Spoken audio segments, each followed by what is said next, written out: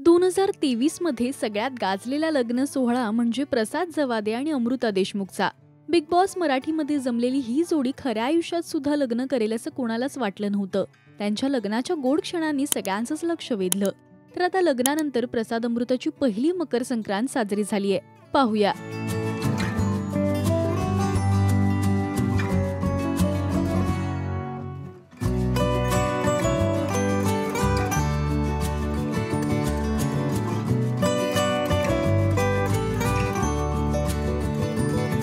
काळ्या रंगाचे आउटफिट आणि हलव्याचे दागिने यात प्रसाद अमृता फारच छान दिसतायत.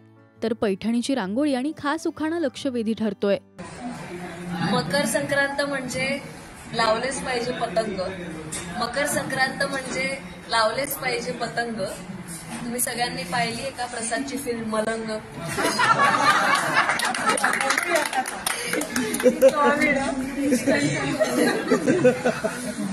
तरी मलंग पतंग एवढं जुळत नव्हतं.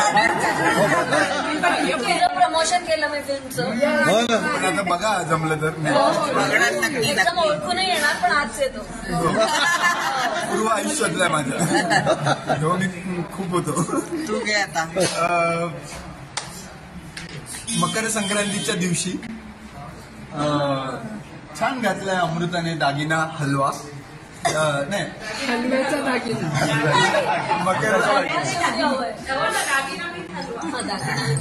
मकर संक्रांतीच्या. तुम्हाला अमृता प्रसादची पहिली मकर संक्रांत कशी वाटली हे आम्हाला कमेंट्स मधून नक्की सांगा.